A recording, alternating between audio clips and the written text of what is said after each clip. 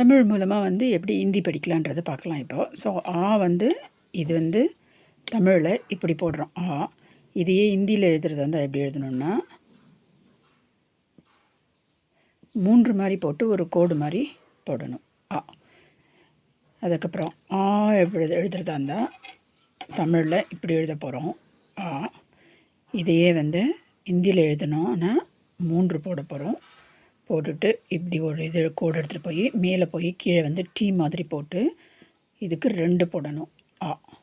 இது வணக்கம், நமஸ்தே, hello, போஞ்சு. So போன பதிவில் வந்து ஹிந்திக்கு வந்து பார்த்தோம். So this is short, is short, this is long. இது குரில், இது நெடில். ஸோ இன்றைக்கி அடுத்த எழுத்து பார்க்க போகிறோம். எப்படி எழுதுறதுன்னு பார்க்கலாம். ஸோ ஒரு இது போட்டு இப்படி இதை வந்து ஹிந்தியில் எழுதுறதா இருந்தால் ஒரு கோடு போட்டுக்கோங்க. அப்புறம் ஒரு எஸ் மாதிரி போட்டுக்கோங்க. அவ்வளோதான். மேலே ஒரு கோடு லாங் ஒன்று எழுதணும்னு சொன்னால் ஸோ அதுக்கு என்ன பண்ணணுன்னா இப்படி போட்டு மேலே ஒரு கொம்பு இப்போ அடுத்த எழுத்து என்னென்னா இப்படி 3 மாதிரி போட போகிறோம். அவ்வளோதான். இப்படி போடுங்க. ஸோ இது வந்து தமிழில் வந்து இங்கிலீஷில் வந்து ஷார்ட் வாவ், குரில். இதையே ஆக்கணும்னு சொன்னால் ஊக்கு இதே மாதிரி போட்டு இப்படி ஒரு குதிரைவால் மாதிரி ஒன்று போடணும்.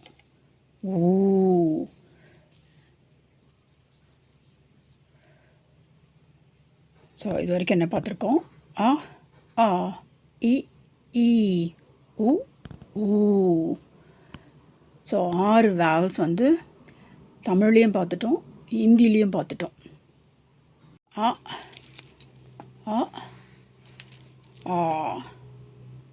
This one so E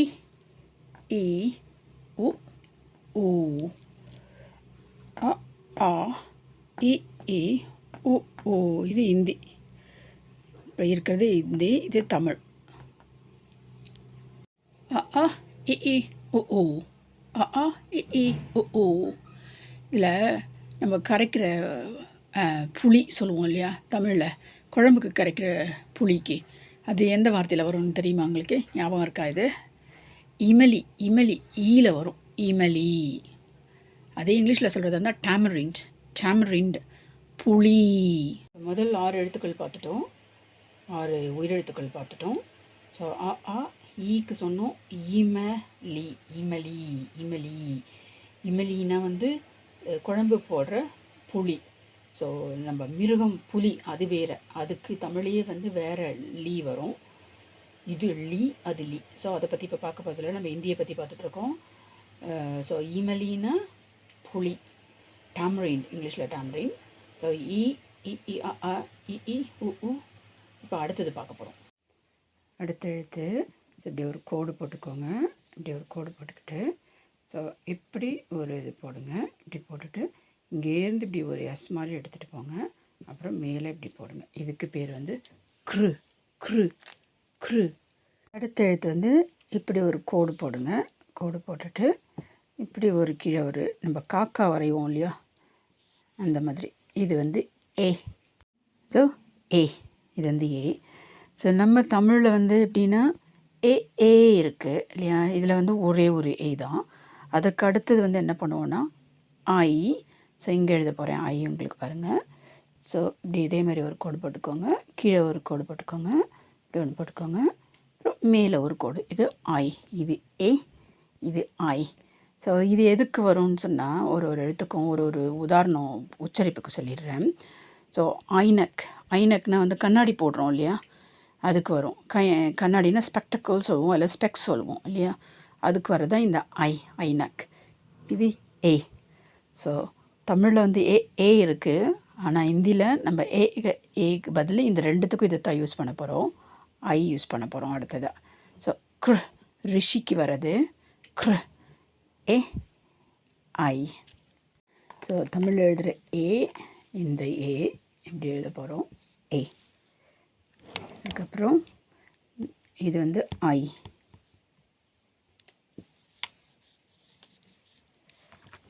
okay, ஏ ஐ. இந்த க்ர ரி, ரிஷிக்கு வர ரி, இது ஏ ஐ. ஐனக், ஐனக்னா ஸ்பெக்டக்கிள்னு பார்த்துட்டோம். இந்த ஏ வந்து எப்படி வரும்னா, இந்த கால் குதிகால் சொல்கிறோம் இல்லையா, அதுக்கு வந்து உபயோகப்படுத்துறது எடி, எடி அப்படின்னு சொல்லுவாங்க. நம்ம வார்த்தைகள்லாம் பின்னாடி பார்க்கலாம். இப்போ முதல்ல வந்து எழுத்துக்களை பார்த்துருவோம். அதற்கு பிறகு வந்து நம்ம வார்த்தைகள்லாம் பார்க்கலாம். ஸோ அடுத்தபடியாக வந்து நம்ம தமிழில் வந்து ஓ ஓ இருக்குது இல்லையா. ஸோ இங்கே ஒன்று தான் இருக்குது உங்களுக்கு. இந்த ஓ போட போகிறோம், ஓ. ஸோ இந்த ஓவை எப்படின்னா, இந்த ஆ போட்டோம் இல்லையா, ஆ போட்டா மாதிரியே இப்படி போடணும். ஒரு கோடு போட்டுக்கணும், அவ்வளோதான். ஸோ நம்ம ஆக்கு எப்படி எழுதணும்னா, வெறும்னே இப்படி எழுதணும், ஆ. இது ஒரு கோடு போட்டால் ஆ, 2 கோடு போட்டால் ஆ பார்த்தோம் இல்லையா.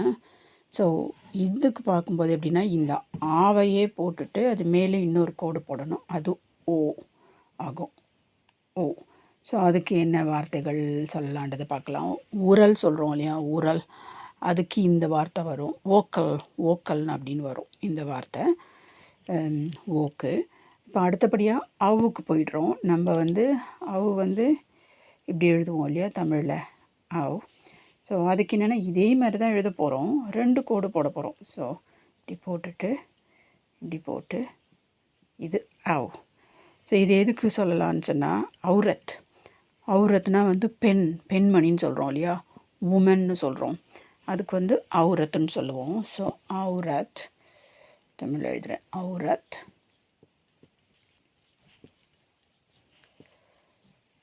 அவுரத், அவுரத்னா பெண்மணி, பெண், உமன் சொல்கிறது, அதுக்கு வர அவு இது. ஸோ இப்போது என்னென்ன வார்த்தைகள் பார்த்துருக்கோம் பாருங்கள். க்ர, ஸோ ஆ ஆ இ இ உ ஊ பார்த்துட்டோம். அதுக்கப்புறம் நம்ம தமிழில் ஏ வரும், ஆனால் இங்கே வந்து க்ர அல்லது ரி, ரிஷிக்கு வர்றது, இந்த வார்த்தையை பார்த்துருக்கோம். அடுத்தது ஏ பார்த்துருக்கோம், அடுத்தது ஐ பார்த்துருக்கோம், அடுத்தது ஓ, அடுத்தது அவு, அவுரத். ஐனக், ஓகே, ஐனக், அவுரத், ஓக்கல். இது வந்து ஓக்கல், ஓக்கல்னா கொடக்கல், கொடக்கல்னு சொல்கிறோம்ல. கிட்டத்தட்ட தமிழ் வார்த்தைகளுக்கும் இந்தி வார்த்தைகளுக்கும் ரொம்ப ஒற்றுமை இருக்கும், வர வர நீங்கள் புரிஞ்சுப்பீங்க. இப்போது நம்ம சுத்த தமிழில் சொல்கிறதா இருந்தால் கமலம், கமல மலர்னு சொல்லுவோம். கமல மலர்னா தாமரைப்பூ, அதுதான் லோட்டஸ்க்கு தான் வந்து கமல்னு சொல்லுவாங்க இந்தியில். ஸோ அந்த மாதிரி நிறைய வார்த்தைகள் வந்து ஏற்கனவே வந்து நம்மளுக்கு தெரியும். இதை நீங்கள் இன்னும் படிச்சுக்கிட்டே வந்தீங்கன்னா சரியாக தெரிஞ்சிடும் உங்களுக்கு. ஓகே, அடுத்த வார்த்தையை பார்க்கலாம். இப்போ அடுத்தபடியாக அவுக்கு போயிடுறோம். நம்ம வந்து அவு வந்து இப்படி எழுதுவோம் இல்லையா தமிழில், அவு. ஸோ அதுக்கு என்னென்னா, இதே மாதிரி தான் எழுத போகிறோம், 2 கோடு போட போகிறோம். ஸோ இப்படி போட்டுட்டு இப்படி போட்டு இது அவு.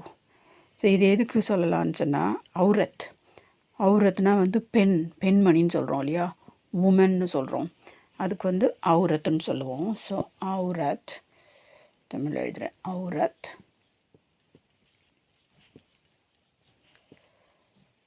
அவுரத், அவுரத்னா பெண்மணி, பெண், உமன் சொல்கிறது, அதுக்கு வர அவு இது. ஸோ இப்போது என்னென்ன வார்த்தைகள் பார்த்துருக்கோம் பாருங்கள். க்ர, ஸோ ஆ ஆ இ இ உ ஊ பார்த்துட்டோம். அதுக்கப்புறம் நம்ம தமிழில் ஏ வரும், ஆனால் இங்கே வந்து க்ர அல்லது ரி, ரிஷிக்கு வர்றது, இந்த வார்த்தையை பார்த்துருக்கோம். அடுத்தது ஏ பார்த்துருக்கோம், அடுத்தது ஐ பார்த்துருக்கோம், அடுத்தது ஓ, அடுத்தது அவு, அவுரத். ஐனக், ஓகே, ஐனக், அவுரத், ஓக்கல். இது வந்து ஓக்கல், ஓக்கல்னா கொடக்கல், கொடக்கல்னு சொல்கிறோம்ல. கிட்டத்தட்ட தமிழ் வார்த்தைகளுக்கும் இந்தி வார்த்தைகளுக்கும் ரொம்ப ஒற்றுமை இருக்கும், வர வர நீங்கள் புரிஞ்சுப்பீங்க. இப்போது நம்ம சுத்த தமிழில் சொல்கிறதா இருந்தால் கமலம், கமல மலர்னு சொல்லுவோம். கமல மலர்னா தாமரைப்பூ, அதுதான் லோட்டஸ்க்கு தான் வந்து கமல்னு சொல்லுவாங்க இந்தியில். ஸோ அந்த மாதிரி நிறைய வார்த்தைகள் வந்து ஏற்கனவே வந்து நம்மளுக்கு தெரியும். இதை நீங்கள் இன்னும் படிச்சுக்கிட்டே வந்தீங்கன்னா சரியாக தெரிஞ்சிடும் உங்களுக்கு. ஓகே, அடுத்த வார்த்தையை பார்க்கலாம். 2 எக்ஸ்ட்ரா எழுத்து இருக்குது. ஸோ இப்படி போட்டோம்னா, இப்படி போட்டு மேலே ஒரு புள்ளி வச்சோம்னா இந்த ஆவை போட்டுக்கோங்க. எப்படி போட்டோமோ அதே மாதிரி அந்த ஆக்கு மேலே ஒரு புள்ளி வச்சுக்கிட்டோம்னா இதுக்கு பேர் வந்து அம். அம். ஸோ அம் அல்லது அந்த மாதிரி வரும். உதாரணத்துக்கு அங்கூர் அப்படின்னா திராட்சை பழம், அங்கூர். அதுக்கு இந்த எழுத்தை உபயோகப்படுத்துவோம். அடுத்தபடியாக நம்ம இதில் அக்குன்னு ஒன்று சொல்லுவோம் இல்லையா, அதுக்கு எப்படின்னா இதே மாதிரி போட்டு 2 புள்ளி இங்கே வச்சுக்கணும். அக். அக். நம்ம தமிழில் வந்து எப்படி சொல்லுவோன்னா இதுதான் அக்குன்னு சொல்லுவோம் இல்லையா. அக் 3 புள்ளி வச்சோம்னா அக். இதையே இசையில் பார்த்தோம்னா இது வந்து ஸ்புரித்தக்கமகம்னு சொல்லுவோம் இந்த 3 புள்ளி. ஸோ எனக்கு ஒன்று ஒரு இது வரும்போது ஒரு இது ஞாபகம் வரும் எனக்கு, இதை எதில் உபயோகப்படுத்துகிறோன்னு. இந்த மாதிரி உங்களுக்கும் எதாவது ஞாபகம் வந்துச்சுன்னா சொல்லுங்கள். ஸோ அக். இது திராட்சை பழத்துக்கு அங்கூர் அப்படின்னு சொல்லுவோம். அங் அப்படி சொல்லலாம். இது அக். இது எதில் உபயோகப்படுத்துகிறோன்றது பின்னாடி பார்க்கலாம்.